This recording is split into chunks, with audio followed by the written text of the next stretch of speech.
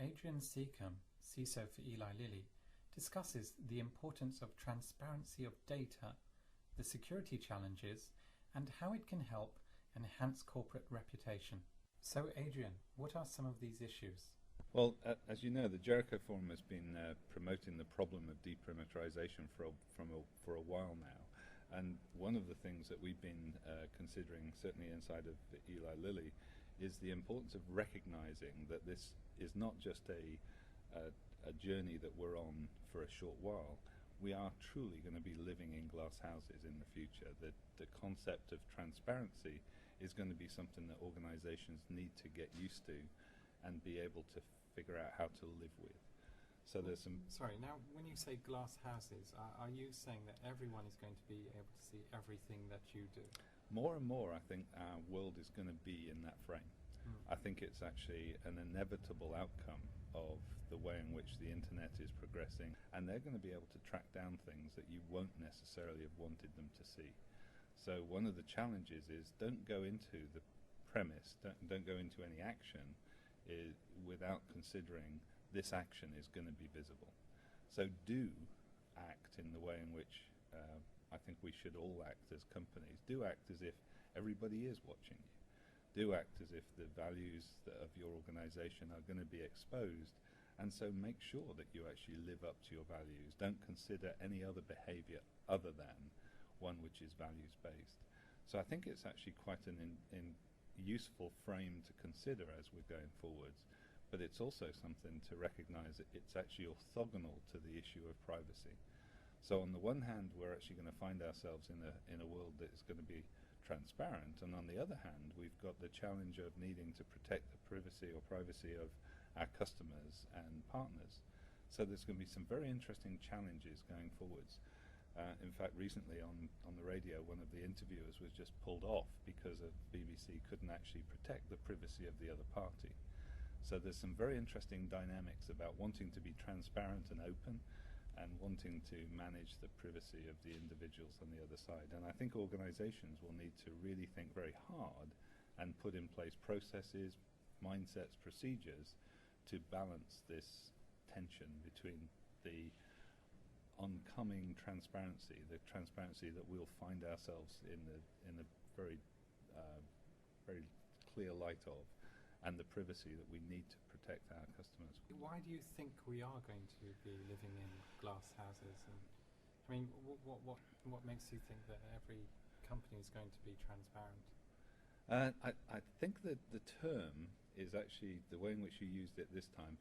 The choice of being transparent versus finding yourself in a transparent frame are two very key distinctions.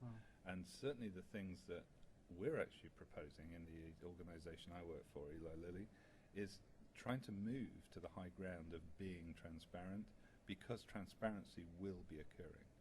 So one example of that would be, for instance, in clinical trials. We're one of the first pharmaceutical companies that published the clinical trial results, move that into a domain that could be overseen and seen by others, rather than actually wait till somebody causes us to publish it.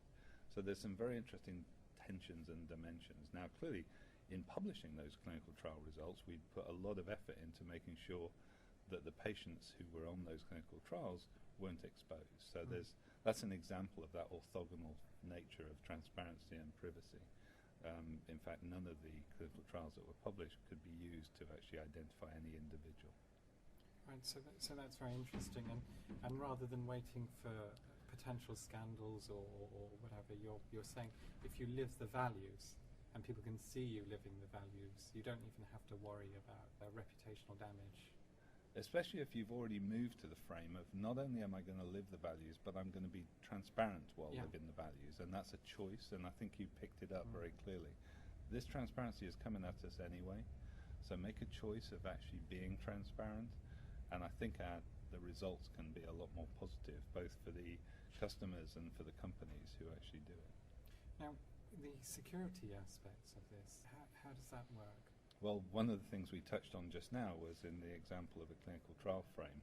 We wouldn't want to be exposing the privacy of the patients who are on the clinical trial, so we'd need to make sure that we do everything in our power to separate those aspects of the information and make sure that stays confidential whilst actually being public around the results of the clinical trial. So there's some very clear delineation that needs to occur. It's not just show off all information and make that all publicly available. It's making very clear distinctions between what you want to be transparent about and what you need to make sure is maintained to be private.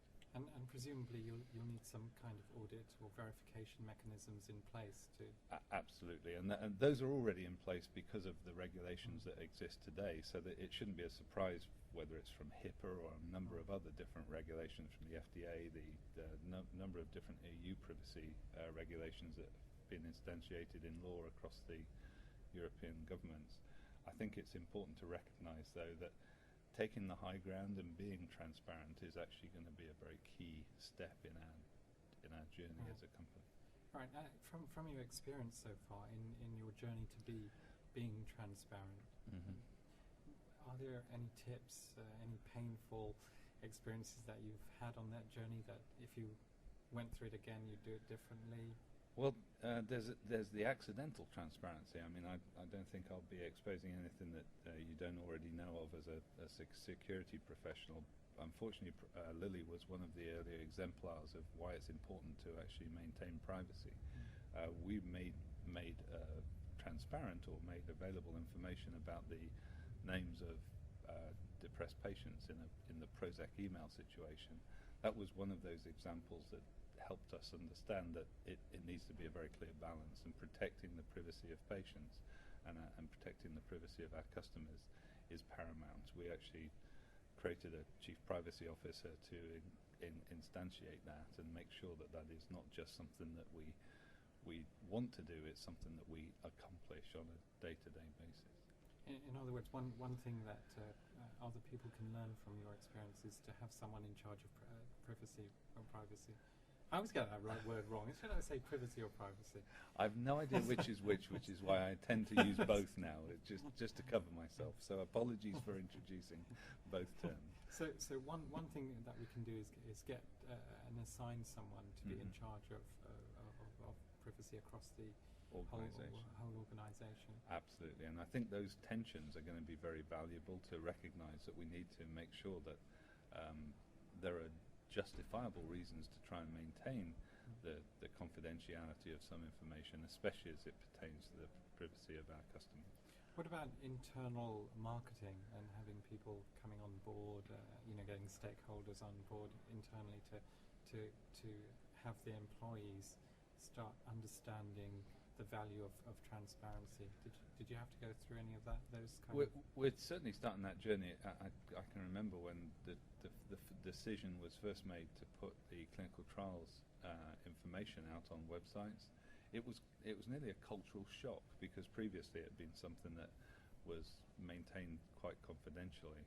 So the move to actually say, no, we really do want to share this, it took our then CEO to actually say, no, we really do want to share this, to actually blow past some of the tensions that create when you change a culture.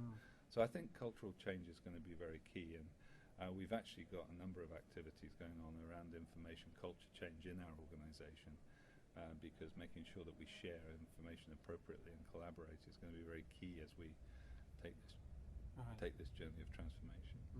And presumably that takes 6 months, a year to trickle through the whole organisation? Well, I don't know exactly the timing it takes for any one company, but I know that Harvard Business Review actually stated that any major change in an organisation, I think this is about 4 years ago, maybe 5, it takes a year for every layer of management, was their prediction. Right. So, yeah. And obviously it's going to be situational, depends on the size, depends on the current state of the culture. Yeah, and so. absolutely.